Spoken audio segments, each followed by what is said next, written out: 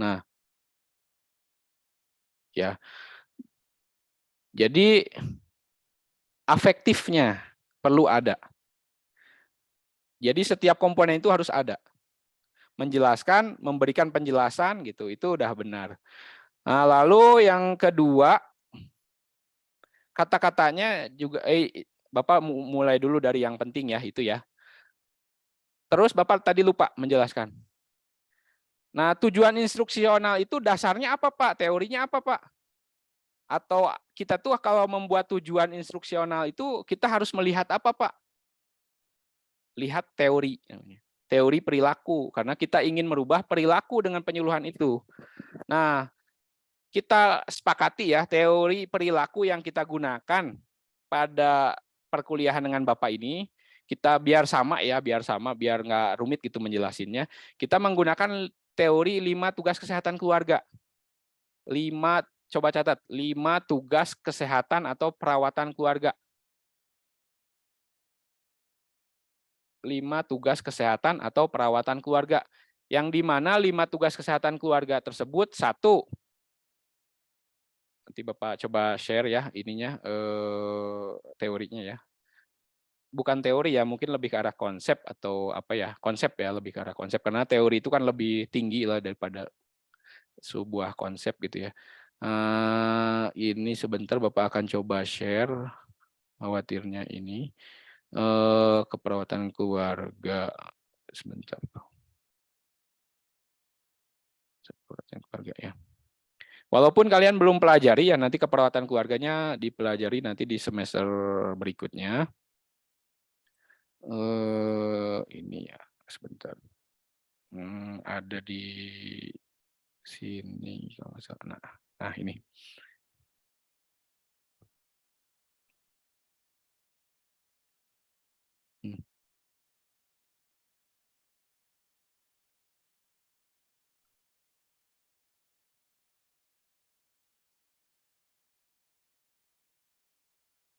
Nah, ini ya. Tugas kesehatan keluarga ada 5 tugas kesehatan keluarga. 1, mengenal masalah, atau kalau bahasa ininya ya, kalau Bapak biasanya menyingkatnya mengenal masalah ya. Mengenal gangguan perkembangan kesehatan setiap anggota keluarga. Gitu ya. Mengenal itu penjelasan lebih lanjut kalau kalian mau baca bukunya, itu ada pengertian, tanda gejala, dan faktor resiko. Pengertian, tanda gejala, faktor risiko. Bisa kalian catat. Nah, itu bisa dipecah. Jadi nanti jadi 3 tujuan. Menjelaskan pengertian dari hipertensi, menyebutkan tanda gejala hipertensi, lalu menjelaskan terkait dengan faktor risiko atau penyebab, atau menyebutkan bisa juga dari penyakit hipertensi. Itu. Lalu yang kedua itu mengambil keputusan untuk tindakan kesehatan yang tepat. Mengambil keputusan, nah ini yang afektif. Mengambil keputusan untuk tindakan kesehatan yang tepat. Kalau bahasa kaliannya, kalian bisa menuliskan di SAP kalian, meyakini, klien atau masyarakat meyakini untuk bisa mengambil keputusan, untuk bisa mengatasi masalah atau dan melakukan tindakan kesehatan yang tepat terhadap pasien yang sakit gitu. Bisa anggota keluarganya, bisa dirinya sendiri gitu ya yang sakit. Jadi meyakini untuk mengambil keputusan. Gitu. Meyakini untuk mengambil keputusan atau langsung mengambil keputusan untuk tindakan kesehatan. Tapi ada nggak di tabel itu? Kalau tidak ada, lebih baik kita cari aja yang ada di tabel afektifnya. Ini lebih ke arah ke afektif. Lalu yang ketiga, jadi afektif itu cuma ini. Yang ini lebih ke arah psikomotor. Yang ini juga, ini lebih ke arah psikomotor. Nah, ini juga lebih ke arah psikomotor. Tapi ini bisa afektif juga ya. Tapi Bapak mintanya yang ini aja deh. 1, 2, 3, 4. Kalau yang 5 itu kan dia lebih ke arah mempertahankan hubungan timbal balik antara keluarga dan lembaga-lembaga kesehatan. Bolehlah sampai ke 5 ini juga, nggak apa-apa gitu. Jadi ini ya, yang ketiga memberikan perawatan kepada anggota keluarga yang sakit yang tidak dapat membantu diri karena cacat atau usia terlalu muda. Ini tuh perawatan itu bisa ke arah pencegahan atau penanganan gitu. Perawatan itu tidak hanya harus menangani tapi juga mencegah gitu, karena misalnya orang tuanya dia punya darah tinggi, nah itu maka dia pun selaku anaknya beresiko mengalami darah tinggi, oleh karena itu dia harus mencegah, melakukan pencegahan gitu. Jadi itu kebagi dua, bisa mencegah dan menangani. Jadi mungkin kalau di tujuannya klien mampu untuk menerapkan cara pencegahan dari penyakit hipertensi atau penyakit tertentu itu. Klien mampu untuk menerapkan cara penanganan. Jadi pencegahan, penanganan biasanya dipecah dua. Jadi kalau yang ini dipecah dua, yang ini dipecah tiga, yang ini dipecah dua bisa. Yaitu lebih ke arah bahayanya atau akibatnya jika tidak ditangani, ya. Meyakini bahwa misalnya klien meyakini bahwa penyakit hipertensi itu bisa berbahaya karena bisa menyebabkan penyakit ini gitu. Lalu selanjutnya mempertahankan suasana di rumah yang menguntungkan untuk kesehatan dan perkembangan kepribadian anggota keluarga. Gitu. Bisa dituliskannya menerapkan lingkungan yang mendukung terhadap kesehatan pasien. Gitu. Kata-katanya bisa macam-macam, nggak usah sama juga nggak apa-apa. Yang penting maknanya sama. Dia mampu menerapkan lingkungannya itu mendukung terhadap kesehatannya dia. Misalnya dia ketika yang darah tinggi, ya masakannya nggak ada yang asin lagi gitu, yang berlemak lagi nggak ada di rumah itu. Jangan sampai darah tinggi dia udah tahu mengurangi yang asin-asin, tapi di rumahnya masih makanannya yang asin-asin. Dia sudah lansia misalnya, masalahnya resiko jatuh karena pernah jatuh juga, ternyata lantainya masih licin misalnya. Itu belum mampu dia untuk menerapkan cara untuk mencegah resiko jatuh pada lansianya yang ada di situ misalnya. Gitu ya. Lalu yang terakhir, mempertahankan hubungan timbal balik antara keluarga dan lembaga-lembaga kesehatan. Ini menunjukkan pemanfaatan dengan baik akan fasilitas-fasilitas kesehatan. Jadi misalnya ini kan lebih ke arah ini juga ya, bisa kognitif, bisa ke psikomotor. Yang ini juga sebenarnya yang ketiga ini bisa ke kognitif, bisa ke psikomotor. Yang ini juga bisa ke kognitif, bisa ke psikomotor. Yang ini juga bisa kognitif dan psikomotor. Dua bisa. Dua-duanya bisa ya. Yang ini kalau yang mengenal gangguan itu lebih ke arah kognitif, bukan psikomotor. Kalau yang ini antara dua juga, mengambil keputusan itu bisa kognitif juga, bisa psikomotor juga. Misalnya kalau kognitifnya, klien mampu menjelaskan kembali akibat jika hipertensi tidak diatasi, misalnya itu kan lebih kognitif. Kita buat dua misalnya, klien meyakini bahwa hipertensi itu berbahaya jika tidak diatasi misalnya. Itu juga itu afektif gitu. Jadi bisa pecah dua atau tiga bahkan empat bisa gitu. Yang ini juga yang memberikan perawatan juga bisa dua, bisa tiga. Misalnya kalau yang untuk kognitifnya misalnya klien mampu menjelaskan kembali tata cara penanganan hipertensi di rumah misalnya. Itu kan dia lebih ke arah kognitif ya. Nah, psikomotornya misalnya klien mampu mempraktekkan kembali atau apa ya bahasanya, cari di tabel yang paling benar ya, mempraktekkan atau mendemonstrasikan kembali tata cara penggunaan tarik nafas dalam untuk mengurangi stres misalnya. Itu lebih ke arah psikomotor. Jadi bisa dipecah ini juga ya. Tapi kalau yang tujuan yang pertama itu udah kognitif banget deh. Susah kayaknya untuk ke arah psikomotor atau ke afektif. Kalau yang ini bisa ke dua. Bisa kognitif, bisa ke afektif. Kalau yang ini antara kognitif dan psikomotor. Yang ini juga kognitif dan psikomotor. Yang ini juga kognitif dan psikomotor. Dan juga lebih ke afektif juga bisa. Misalnya kalau ke afektif, klien mampu menggunakan meyakini penggunaan lembaga-lembaga kesehatan. Misalnya kita, saya mau beneran deh setelah penyuluhan ini saya mah yakin mau ke puskesmas misalnya. Berarti itu juga kita memberikan keyakinan kepada masyarakat untuk mau berobat ke puskesmas, nggak takut lagi atau nggak takut mahal atau nggak takut dokter lagi atau juga tidak apa namanya, tidak menyepelekan lagi penyakitnya gitu gitu ya. Tapi itu juga tujuan-tujuan ini disesuaikan dengan keadaan pasien. Ada pasien itu yang memang dia masalah pasien itu kan beda-beda. Ada masalah pasien itu yang dia takut sama dokter misalnya, takut sesuatu jadi nggak percaya sama dokter, makanya dia nggak pernah menggunakan puskesmas, maka kita akan fokus ke situ. Tapi ada juga pasien itu yang misalnya eh, dia tidak mau minum obat karena takut obat kimia itu berbahaya bagi dirinya. Nah, berarti itu kita fokusnya ke arah obatnya misalnya. Ya, sikap terhadap obatnya, sikap terhadap minum obatnya itu juga kita bisa perbaiki gitu. Jadi hanya kita yang berinteraksi dengan pasien yang bisa menentukan tujuan yang paling terbaik bagi pasiennya. Pasiennya sama-sama hipertensi. Pasien saya hipertensi, pasiennya teman saya juga hipertensi. Tujuannya itu bisa aja berbeda, nggak harus sama. Kenapa? Karena setiap pasien itu unik gitu. Beda-beda, ada yang A, ada yang B, ada yang C, ada yang D gitu. Banyak macam-macam. Spesifiknya beda-beda gitu setiap pasien itu.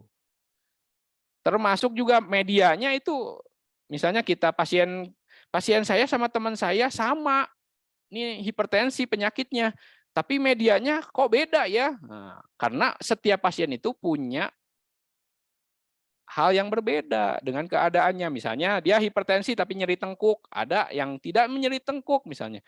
Berarti kita nggak berikan kompres. Ada yang penyebab hipertensinya karena stres, berarti kita berikan manajemen stres misalnya. Tapi ada juga yang saya mah tidak stres, alhamdulillah tidak pernah stres. Berarti dia lebih ke arah pola makannya, berarti kita lebih banyak medianya lebih ke arah pola makan gitu. Jadi tidak berarti pasiennya sama penyakitnya, medianya sama, harus spesifik berbeda gitu. Tujuannya juga sama berbeda gitu, bisa spesifik gitu. Kalau dia penyebabnya hipertensinya karena dia stres, berarti kita akan lebih banyak di sini secara psikomotornya lebih ke arah penanganan stres gitu. Misalnya klien mampu untuk menerapkan manajemen stres yang baik misalnya. Kalau pasiennya memang penyebabnya stres. Ada juga pasiennya yang penyebabnya pola makan, berarti kita lebih ke arah klien mampu menerapkan pola makan yang sehat untuk penyakit hipertensi misalnya. Gitu. Jadi tergantung keadaan pasien juga. Lalu setiap SAP itu, ya, setiap SAP itu nggak hanya sekali kunjungannya, bisa 2 sampai 3 kali. Gitu. Karena kan tujuan ini banyak banget ya. Nggak mungkin kita sampaikan dalam 1 kali pertemuan gitu. Coba bayangin ya, pasien udah lansia apalagi ya, kita udah jelasin pengertian, tanda gejala, faktor resiko, lalu akibatnya jika tidak ditangani, lalu kita jelaskan juga secara komprehensif manajemen stresnya untuk mengatasi hipertensi, obat-obatannya juga, mitos-mitos obat yang harus tidak boleh dipercayai oleh masyarakatnya. Kita jelasin juga olahraganya, berapa kali seminggu. Kita jelasin juga pentingnya berobat rutin. Kita jelasin juga bagaimana cara untuk masak yang aman di rumah untuk pesakit hipertensi, bagaimana cara memodifikasi lingkungan yang aman buat penyakit hipertensi. Bayangin kalau itu disampaikan hanya 1 kali. Nggak mungkin gitu. Oleh karena itu SAP itu bisa dipecah jadi 2 atau 3 SAP untuk menangani satu penyakit yang berbeda. Hanya saja karena SAP yang kalian buat itu cuma 1 ya, makanya udah aja semuanya di satu SAP tersebut gitu. Kalau enggak kalian bisa pecah menjadi 2 atau 3 SAP itu. Kalian mau gimana? Mau dipecah aja jadi 2-3 SAP atau disatuin aja satunya di situ. Tapi sebenarnya pada dasarnya itu bisa jadi satu SAP itu bisa ke 3 kali pertemuan gitu. Mau dipecah atau mau disatukan aja?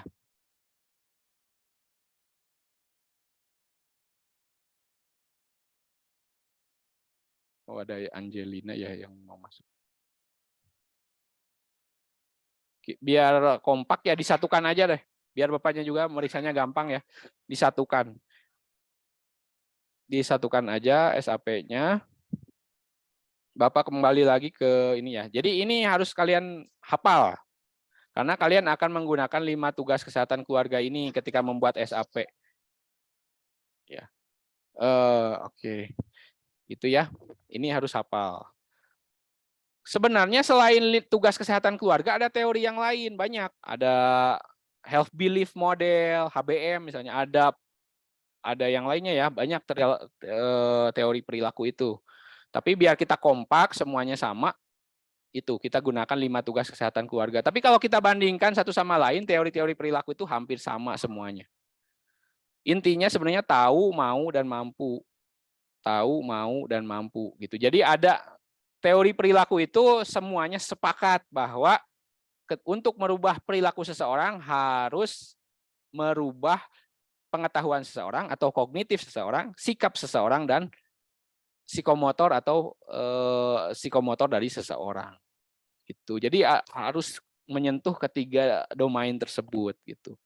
Terkecuali misalnya pasiennya memang sudah mampu untuk menyentuh 2 domain, berarti kita fokus aja ke satu domain yang lain. Misalnya dia udah pengen ngebet banget nih, dia pengen sembuh gitu. Dia juga sudah tahu bahaya banget, takut banget sama penyakitnya misalnya. Lalu dia juga sudah tahu juga terkait dengan pengertian dan lain-lain.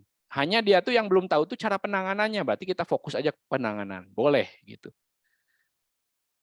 Jadi pada kenyataannya nanti di lapangan, bikin SAP itu sesuai dengan kebutuhan pasien. Jangan sampai terlalu banyak juga tujuannya. Kalau tidak sesuai, nggak bagus gitu.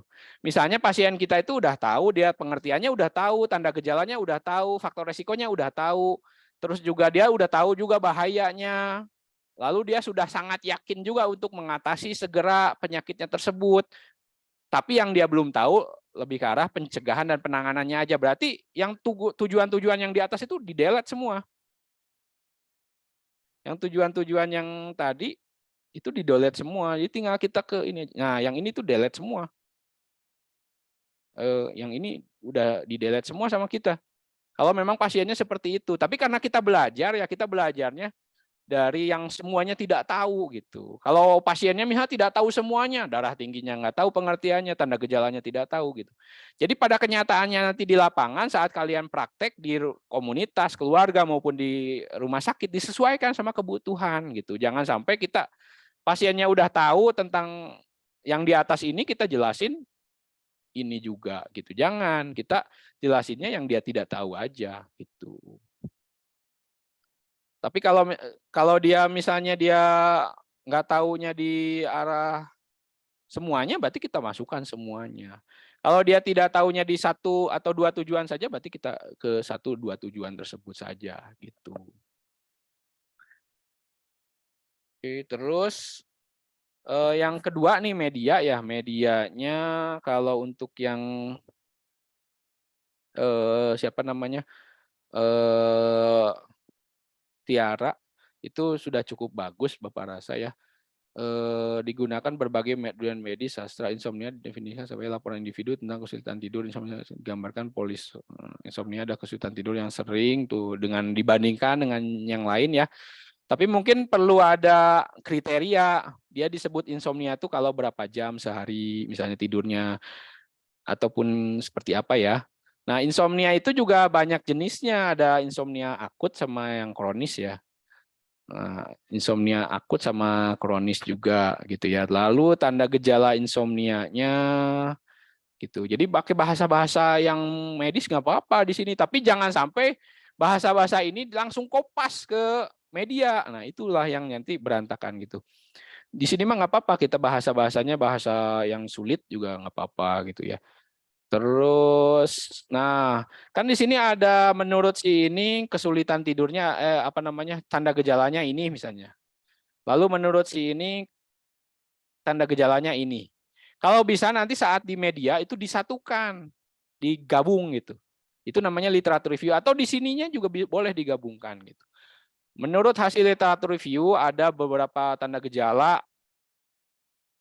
yaitu ini tanda gejala, misalnya Angkoli Israel, 1998 titik 2 titik koma, misalnya dari sumber yang keduanya ini dari mana misalnya gitu. Ya, tapi pada medianya jangan dijadikan dua. Menurut Angkoli tanda gejalanya ini, menurut si ini tanda gejalanya ini, jangan gitu. Tapi kita satukan aja jadi satu gitu. Misalnya seperti itu. Terus juga penyebabnya ya. Bedakan antara penyebab dengan faktor risiko. Kalau kayak usia, jenis kelamin, ini lebih ke arah biasanya faktor risiko. Gitu. Kalau penyebab itu sesuatu yang pasti. Misalnya gini. Penyebab diare apa? Mungkin kuman, E. coli misalnya. Itu penyebab ya. Jadi bisa dipecah juga penyebab sama faktor resiko. Kalau kalau faktor resiko diare apa? Makan makanan yang kurang bersih misalnya. Tapi kalau namanya orang misalnya dia gelandangan, makanannya kotor gitu, tapi nggak diare, nah, gimana? Lalu misalnya merokok itu teh faktor resiko atau penyebab dari penyakit jantung? Ada yang tahu nggak? Jadi merokok itu dia faktor resiko atau penyebab dari penyakit jantung? Siapa Faktor, yang ya? faktor Salma, resiko. Tiara ya? Faktor resiko, Bapak. Faktor resiko gitu. Karena nggak setiap yang merokok itu terjadi penyakit jantung. Itu namanya faktor resiko. Jadi kita jangan juga salah menjelaskan gitu. Kalau penyebab itu dia sesuatu yang pasti. Ketika ada faktor tersebut, maka pasien itu akan sakit gitu. Tapi kalau faktor risiko itu belum tentu gitu. Ada banyak yang merokok tapi dia tidak punya penyakit jantung, yang hipertensi. Ada yang tidak terkena penyakit hipertensi merokok, padahal dia merokok. Banyak yang merokok tapi dia tidak terkena penyakit jantung, karena itu namanya faktor risiko. Tapi kalau misalnya dia terinfeksi kuman E. coli, udah pasti dia diare gitu. Kalau dia sudah terinfeksi kuman TBC, udah pasti dia terkena TBC gitu. Itulah penyebab. Makanya banyaknya itu lebih ke arah faktor resiko sih kita menjelaskannya. Itu terus pengobatan insomnia,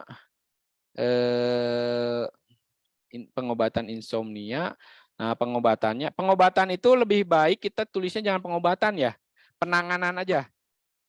Penanganan hipertensi, penanganan insomnia, penanganan ini. Kalau penanganan itu kan lebih adil ya, bukan hanya kedokteran tapi juga keperawatannya ada gitu. Kalau penanganan itu kan kita perawat ya, perawat itu kan lebih ke arah perawatan sebenarnya. Tapi kalau kita menuliskan perawatan juga kan ada yang kita jelaskan diantaranya adalah terkait obat misalnya. Jadi lebih untuk mencakup keseluruhan itu lebih ke arah penanganan aja tulisnya. Penanganan insomnia. Beda lagi kalau kita sasarannya yang semua orang, bukan hanya yang insomnia, maka harus ditulis juga pencegahan insomnia gitu. Pencegahan insomnia. Gitu. Jangan hanya pengobatan tapi ada juga pencegahan insomnia gitu. Kalau dia memang tergantung dari komunitasnya atau masyarakatnya yang kita berikan penyuluhan. Kalau masyarakatnya dia yang memang menghidap insomnia, ya nggak usah pencegahan lagi, udah aja penanganan aja gitu, nggak cukup dengan nggak perlu pencegahan gitu.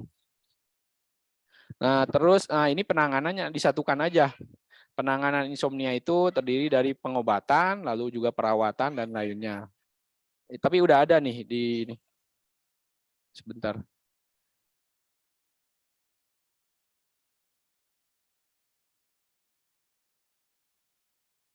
Terus menurut Bapak sudah cukup banyak ya, tapi Bapak belum baca detail. Kalau misalnya belum komprehensif, tambahkan lagi.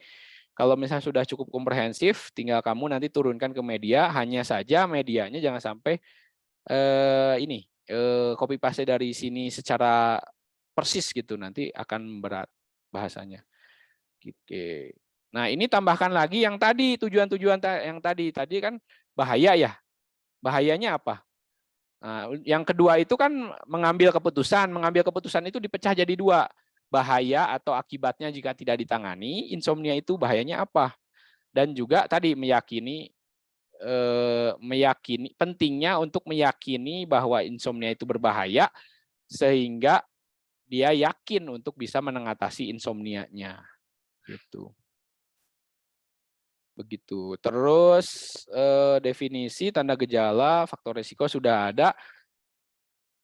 Jadi pengertian tanda gejala, faktor risiko itu adalah cabang dari tujuan yang pertama, yaitu mengenal masalah kesehatan.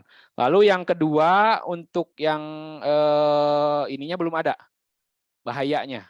Bahaya itu akibat jika tidak ditangani atau bahasa kitanya mah komplikasi ya. Komplikasinya insomnia itu bisa menyebabkan apa? Karena kalau pasiennya tahu bahayanya insomnia itu berbahaya atau hipertensi itu berbahaya, maka dia akan takut. Karena takut dia mau untuk mengobati. Tapi kalau dia tidak takut, hipertensi mah cuma liar-liar rungkul. Ada hipertensi mah malah saya nggak terasa apa-apa. Makan masih enak, tidur masih nyenyak, nggak ada pusing, nggak ada apa-apa. Nggak bahaya nih. Dia nggak akan mau. Makanya kita harus jelaskan juga bahayanya. Pasien harus bisa menjelaskan kembali apa itu bahaya dari atau akibatnya jika hipertensi itu tidak ditangani. Apa bahayanya jika kita merokok terus misalnya. Kalau yang komunitas laki-laki misalnya atau masyarakat yang merokok, ada saya mah nggak bahaya, merokok mah nggak berbahaya, alhamdulillah saya mah sehat. Komunitas saya juga yang merokok di masyarakat juga, alhamdulillah yang saya tahu sehat semua. Nah, berarti dia taunya bahwa merokok itu sehat gitu. Nah, kita harus jelaskan bahwa merokok itu sebenarnya nggak sehat gitu. Banyak orang yang sakit karena merokok. Makanya kita harus jelaskan komplikasi akibat merokoknya apa. Lalu kita yakini atau kita intervensi bagaimana supaya pasien itu yakin bahwa rokok itu berbahaya dan dia yakin ingin berhenti merokok misalnya seperti itu. Jadi dipecah dua ya untuk yang tugas yang kedua, yaitu mengambil keputusan mengatasi masalah itu, yaitu bahayanya atau komplikasinya atau akibat jika tidak ditanganinya, dan dua itu adalah meyakini untuk mau mengatasi masalah, mau untuk berhenti merokok, mau untuk mengatasi hipertensi, mau untuk mengatasi insomnia-nya, mau untuk mengatasi diabetesnya misalnya. Walaupun mungkin gejalanya tidak begitu berdampak berat kepada pasien gitu, atau belum berdampak sama sekali misalnya karena merokok masih muda belum terasa dampaknya, tapi nanti udah tua. Lalu juga setelah itu yang ketiga itu cara penanganan. Penanganan itu bisa dua, pencegahan bisa penanganan yang sudah terjadi gitu. Penanganan itu bisa pencegahan, bisa pengobatan atau penanganan ya. Penanganan itu bisa dipecah aja dua, jadi pencegahan dan penanganan sederhana di rumah gitu. Pencegahan terkecuali kalau misalnya dia sakit semua, maka kita nggak usah pencegahan, langsung aja pengobatan. Kalau misalnya kita penyuluhannya ada orang yang sehat, ada yang orang sakit, ada yang terkena insomnia, ada yang tidak terkena insomnia, maka kita baiknya ada pencegahan juga gitu. Jadi dipecah jadi dua, cara pencegahan dan cara penanganan. Lalu untuk yang selanjutnya memodifikasi lingkungan. Nah, masukkan juga bagaimana cara untuk memodifikasi lingkungan untuk mengatasi insomnia. Misalnya jangan sampai punya rumah dekat stasiun misalnya, atau dekat air terjun, atau dekat jalan besar misalnya, atau dekat pabrik misalnya yang berisik, atau juga tempat-tempat yang berisik lainnya. Jangan sampai seperti itu misalnya kalau insomnia ya. Memodifikasi lingkungan, bagaimana memodifikasi lingkungan kita jelaskan untuk insomnia, untuk hipertensi, untuk yang lainnya. Lalu yang terakhir bagaimana cara menggunakan fasilitas kesehatan yang sesuai. Misalnya bagaimana terjadi, misalnya ketika ada gejala, misalnya kalau yang diabetes misalnya dia ketika ada mau pingsan, pasiennya pingsan atau mau pingsan, terus ini berarti dia harus segera ke rumah sakit misalnya. Kalau ada tanda-tanda gejala misalnya seperti ini, maka harus ke rumah sakit, termasuk itu ya. Tapi yang utamanya lebih ke arah penggunaan fasilitas kesehatan gitu. Jadi Bapak, Ibu, Bapak wayahna karena Bapak darah tinggi dan darah tinggi itu nggak bisa disembuhkan, Bapak harus rajin pergi ke dokter gitu. Bapak punya BPJS nggak punya? Nah, kita jelaskan juga terkait BPJS. Jadi BPJS itu adalah ini disarankan untuk masyarakat itu ikut BPJS. Lalu kalau misalnya tidak mampu, nanti ada namanya PBI. PBI itu caranya mengajukannya seperti ini. Makanya di kurikulum kalian itu ada terkait BPJS karena nanti harus kalian jelaskan saat penyuluhan. Ketika pasien itu tidak punya BPJS, harus kalian jelaskan bahkan kalian buatkan BPJS-nya. Gitu dengan merujuk dengan kalian kerjasama sama Pamong misalnya Pak RT, Pak RW ataupun yang lainnya atau kalian kerjakan sendiri ke Dinsos, kalian bantu keluarganya kalau memang tidak mampu sama sekali, kalau misalnya masih ada keluarga yang bisa mampu ke sana kemari, kalian berikan pencerdasan atau sosialisasi bagaimana untuk mengurusi BPJS-nya gitu. Bayangin kalau misalnya pasien itu bilang seperti ini, Bapak, ada saya mah bukannya nggak mau berobatnya tapi nggak punya uang gitu. Oh, ya bingung ya gimana? Misalnya gitu. Kalian harus jangan bingung, kalian jelaskan tentang BPJS, PBI gitu. Nah, lalu Bapak ingin izin share juga yang untuk yang untuk masih punyanya siapa namanya? Teman kalian Tiara ya. Nah, Mbak Tiara kan udah perbaiki sepertinya ya. Tiara T kelas A, kelas B. Kelas B, Bapak. Kelas B ya. Berarti di sini T Tiara ya. Ini kelas A, kelas B. Kelas B, Bapak, itu Tiara di ujung. Oh, ada. Oh iya. Sebelah mana? Ini Bapak yang di barisan Destria, Lena, Renata, sama Tiara. Yes, iya ya. Di Bapak kok belum muncul ya? F. Oke. Oh.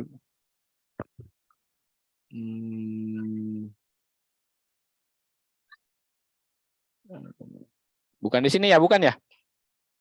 Di yang tadi, Bapak. Aimar, Afik, Angelina, Asti, Erli, Hani, Julia, Halda, Muhammad, Nindya, Ogi, Papat, Pram, Salma, Antri. Kok di Bapak nggak muncul ya? Ada, Bapak, ini Tiara. Mana? Di layar share screen ada, Bapak. Tapi kok nggak di Bapak nggak ada ya? Afik, Aimar, Aldi, Angelina, Anissa, Asti, Erli, Gevira, Hani, Jelita, Julia, Halda, Muhammad, Nindyas, Nur, Ogi, Papat, Pramesti, Salma, Salwa, Serlita, Sri Ayu, Sipa, Tanti, Widya Anjarwati. Mungkin di refresh lagi, Bapak. Di refresh lagi ya? Google Drive suka kayak gitu soalnya. Iya, kayaknya ini ya, error ya. Oh iya ya, ada. Oke, udah ada. Tapi di Tiaranya ketemu ya, kelihatannya di kaliannya ya. Tapi di Ada, Bapaknya, Bapak. tapi di Bapak sendiri tampilannya belum tadi nggak kelihatan. Nah sekarang udah terlihat.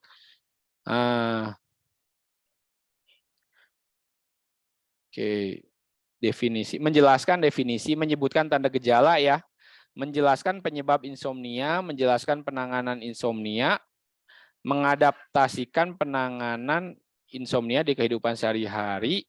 Ini lebih ke arah ini ya, afektif ya, Tiara ya, mengadaptasikan. Ya Bapak, kan kata Bapak semakin tinggi levelnya boleh. Nah, jadi Tiara tuh pengen ke mengadaptasikannya, Bapak. Oke, berarti ini lebih ke arah afektifnya. Lebih tinggi lebih bagus ya.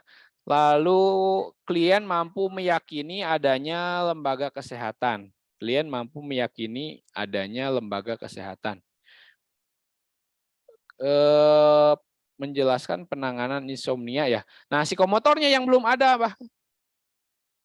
Ya kan? Menjelaskan penanganan insomnia ya. Nah, menerapkan belum ada.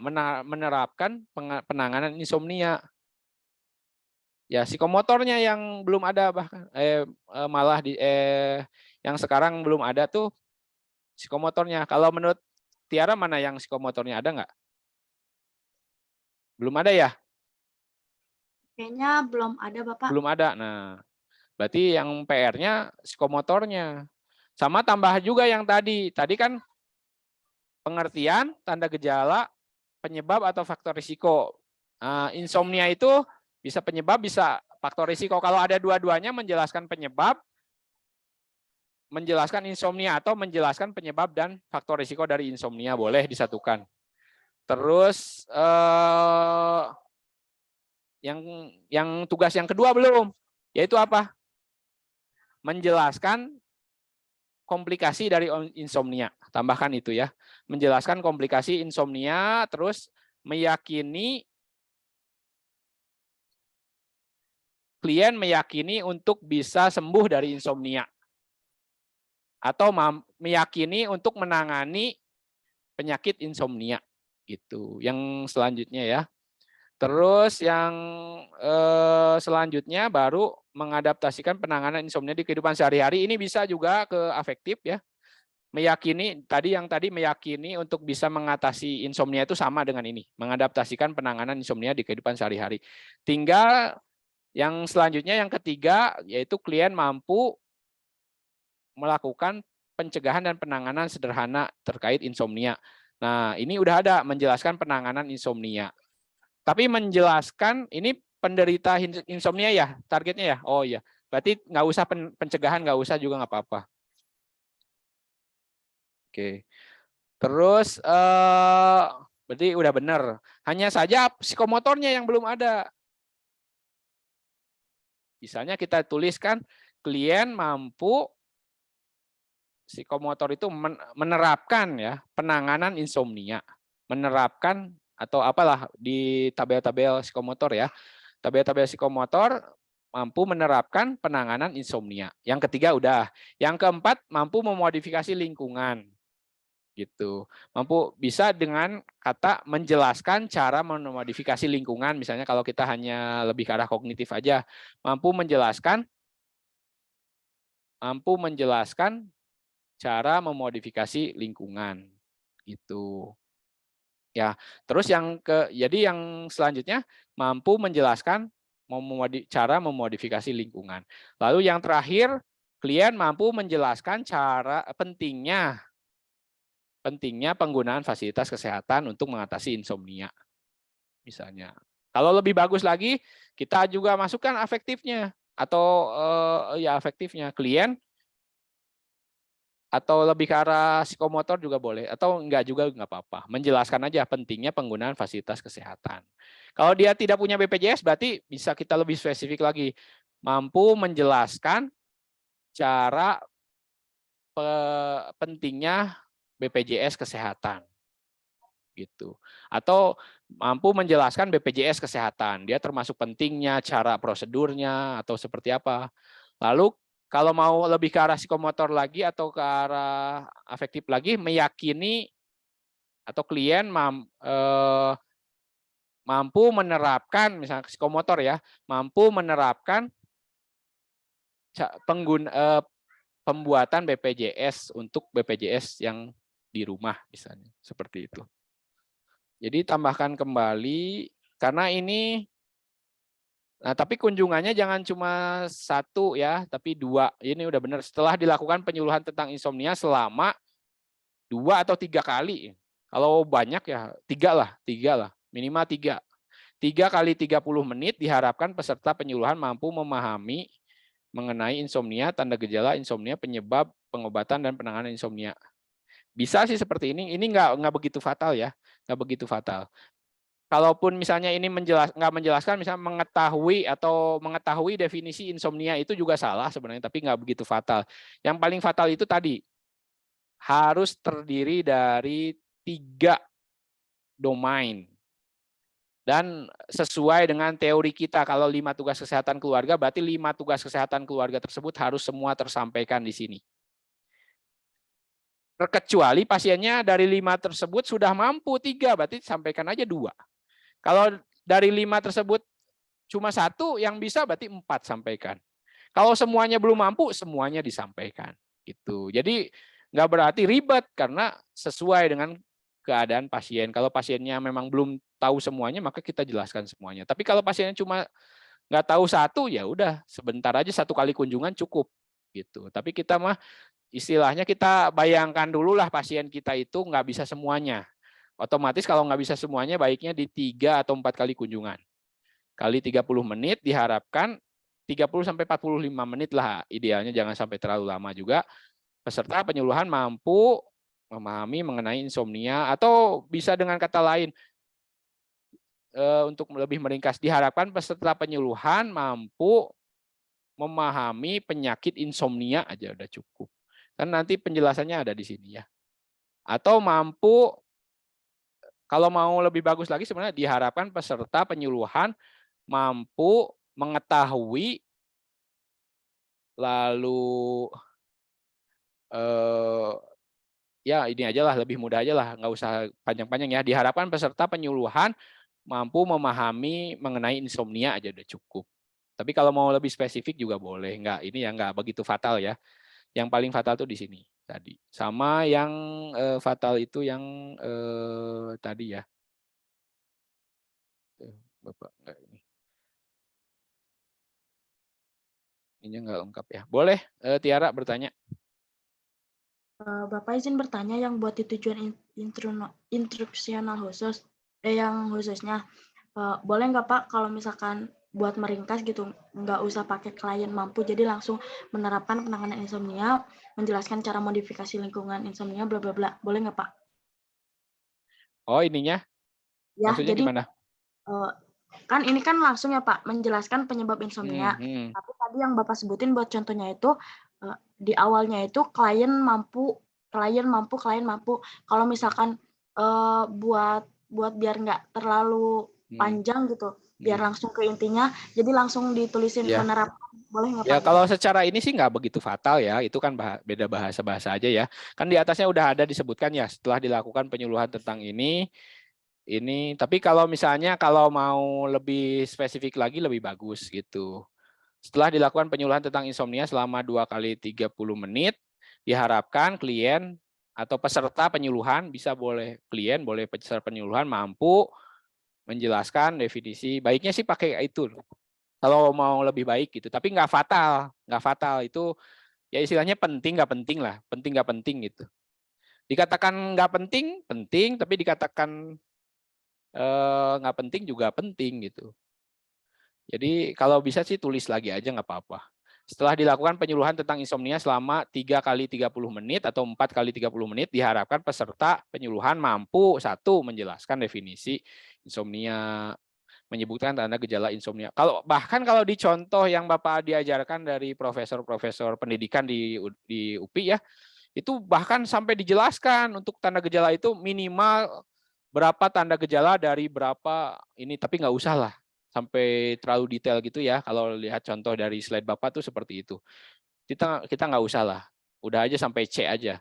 Condition, A-nya itu apa lupa ya, B-nya apa, D-nya nggak usah lah. Kita jelasin berapa persennya nanti aja biar di kriteria evaluasi aja di bawah. Gitu. Ya jadi ini tulis ya, setelah dilakukan penyuluhan insomnia, dituliskan kembali aja yang di bawah. Ada lagi yang ditanyakan dari semuanya? Dari Tiara ataupun yang lainnya? Oke, kita ke menghemat waktu. Nah, selanjutnya kita ke teman yang lain. Misalnya Bapak tadi udah cek misalnya punyanya, atau kita random aja ya. Salah. Oke, Bapak ke sini, share screen ke, ya udah ke sini aja.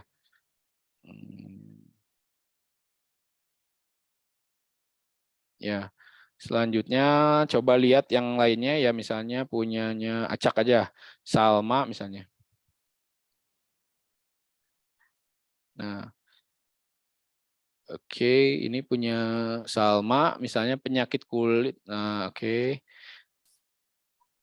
Jelaskan pengertian, menjelaskan. Udah benar nih, kata-katanya udah benar, terus tapi belum ada, meyakinkan. Oh, udah ada. Meyakini bukan meyakinkan ya. Jadi jangan dari sudut pandang kita, tapi sudut pandang pasiennya.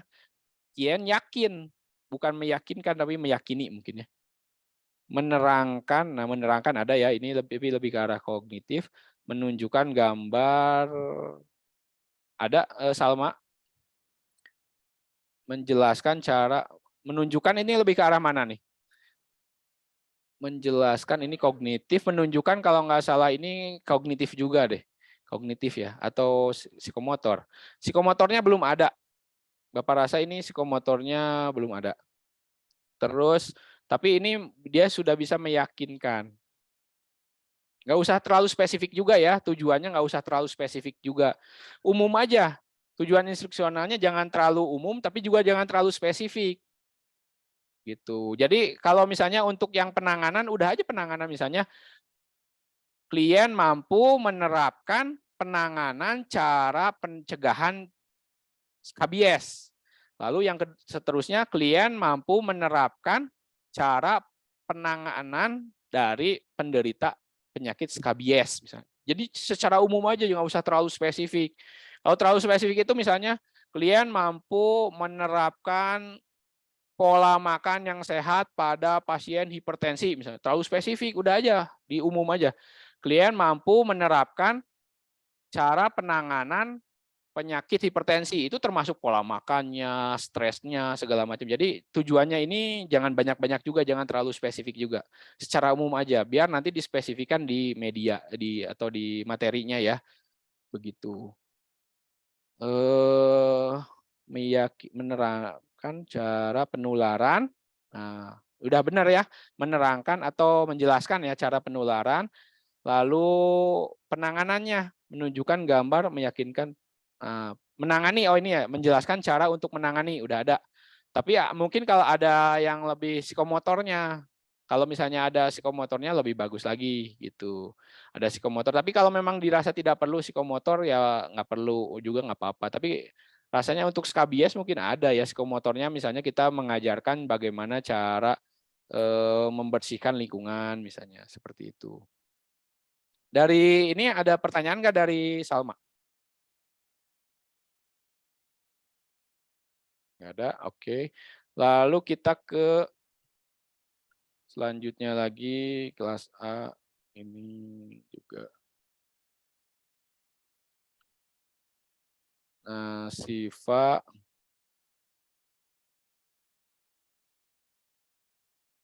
Nah, ini Siva menjelaskan pengertian, menjelaskan tujuan, bahaya. Nah, tujuan bahaya ini masih pengertian, menjelaskan tanda gejala, menjelaskan faktor resiko. Harus berurutan juga, jangan sampai ngaclok ya. Harus berurutan, jangan sampai ngaclok. Tuh, di tas itu. Di tas Abi itu. Nah, terus jadi harus berurutan. Pengertian, tanda gejala, faktor resiko, penyebab, lalu baru akibatnya jika tidak ditangani, meyakini bahwa ingin belajar cara penanganan atau ingin menangani penyakit, lalu juga baru pencegahan, baru penanganan, baru modifikasi lingkungan, baru penggunaan fasilitas kesehatan. Jadi harus berurutan, jangan sampai ngaclok gitu. Ini masih ngaclok, terus juga masih belum lengkap. Tadi ya, pengertian obesitas, tanda gejala obesitas, faktor risiko obesitas atau penyebab obesitas, lalu juga akibat obesitas jika tidak ditangani, meyakini untuk bisa sembuh atau bisa menurunkan berat badan misalnya. Lalu menjelaskan cara penanganan obesitas, lalu juga mampu mempraktekkan atau menerapkan bagaimana cara untuk menangani obesitas, itu memodifikasi lingkungan dan menggunakan fasilitas kesehatan misalnya untuk menangani obesitas. Gitu. Demikian pula materi juga dirombak berdasarkan tujuan khusus yang tadi. Nah, selanjutnya jadi perbaikannya masih cukup banyak dari Siva Nuriliani.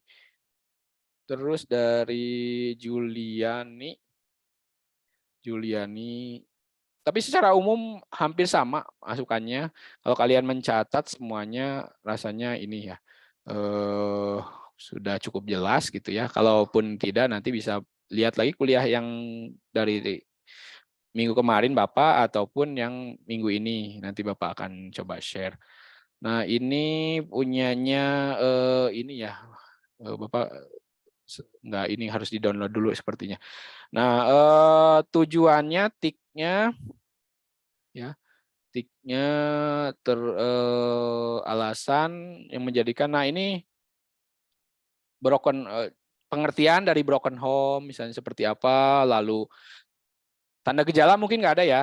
Kalau memang nggak ada, nggak usah dipaksain. Terus juga eh, broken home pada remaja ya. Kelompok remaja. Kelompok remajanya gimana yang mengalami broken home mungkin yang lebih baik itu ya. Kita jelaskan ke bagaimana broken home mungkin seperti apa ya. Ini lebih dispesifikan lagi kalau bisa. Gitu. Jadi lebih dispesifikan lagi. Ini tujuannya juga kalau bisa lengkap tadi 5 tugas kesehatan keluarganya terpenuhi semua bahayanya.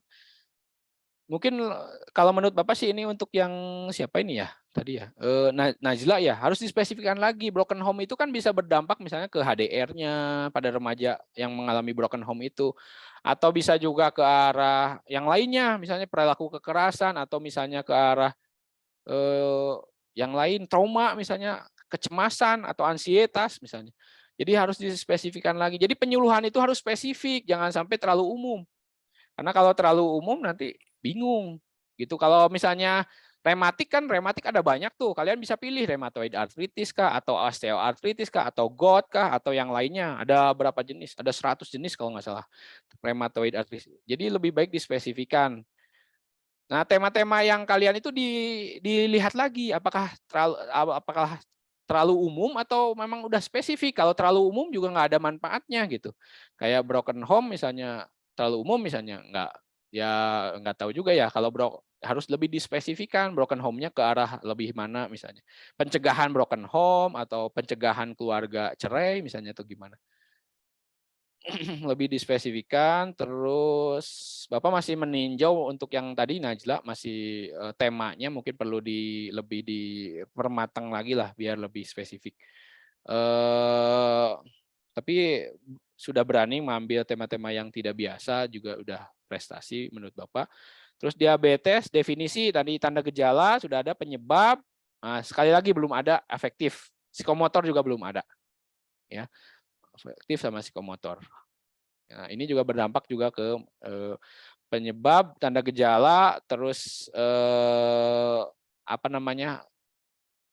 komplikasi itu belum ada, terus juga meyakini atau efektifnya belum ada, pencegahan penanganan udah ada ya, pengobatan udah ada, tapi ada psikomotor lah baiknya. Misalnya diabetes itu dengan senam kaki diabetes misalnya, gitu. Oke.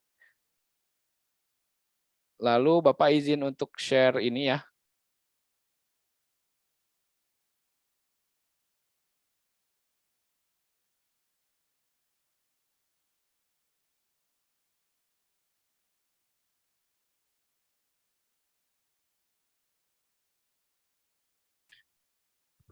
Mau sholat gerhana ya hari ini. Oke, kalau begitu kita tutup aja ya karena ada sholat gerhana katanya hari ini. Siapa tahu kalian ada yang mau sholat gerhana gitu ya. Nah, kalau misalnya masih ada pertanyaan bisa japri ke Bapak pertanyaannya. Mudah-mudahan sih minggu depan masih ada pertemuan lah 1 kali lagi ya. Walaupun mungkin kita ya kita kurang lah kita tambahan lagi karena jamnya menurut Bapak perlulah sekali lagi buat pertemuan. Kalian perbaiki lagi berdasarkan masukan saran Bapak. Nanti minggu depan mudah-mudahan sudah sempurna. Lengkap dulu. Bayangkan aja pasien kita itu belum tahu apa-apa. Jadi 5 tugas kesehatan keluarga itu harus dimasukkan ke ke dalam SAP kita. Begitu mungkin ringkasnya. Mohon maaf jika Bapak ada kesalahan ataupun belum memuaskan kalian atau belum sempurna dalam penyajian ataupun apapun. Mudah-mudahan kalian bisa melengkapinya dengan rajin membaca atau bertanya. Wabillahi taufiq wal hidayah. Wassalamualaikum warahmatullahi wabarakatuh. Pak, mohon maaf Pak, Ya. untuk minggu depan sudah habis Pak bersama Pak Dika Pak untuk minggu depan. Ya, nggak apa-apa, itu tetap ada dengan Pak Dika ada gitu ya. Tapi kita adakan 1 kali lah pertemuan untuk melihat mungkin sejam lah nggak begitu banyak ya, karena kan kita sebenarnya waktu kita tuh banyak ya. Sekarang mungkin kita bertemu 2 jam, minggu kemarin 2 jam, sebenarnya bisa lebih dari 2 jam itu. Gitu, paling di sore mungkin ya dengan Bapak gitu. Tapi nanti Baik, kita berarti bicarakan lagi ya, mudah-mudahan tugas kalian udah bagus, jadi tidak perlu pertemuan lagi. Kalau misalnya dirasa tugas kalian masih ada yang banyak yang salah, kita perbaiki lagi. Gitu Vinanda, bisa dipahami? bisa Bapak. Ya. Berarti di luar jam praktik Di ini luar juga jam Bapak. praktek yang seperti biasa gitu. Ya, Pak. Terima kasih Minggu Pak. depan udah Pak Dika ya. Oke. Cukup dari Bapak, mohon maaf. Kita tutup aja. Assalamualaikum warahmatullahi wabarakatuh. Oke, sehat semuanya ya. Semangat terus kuliahnya. Terima kasih.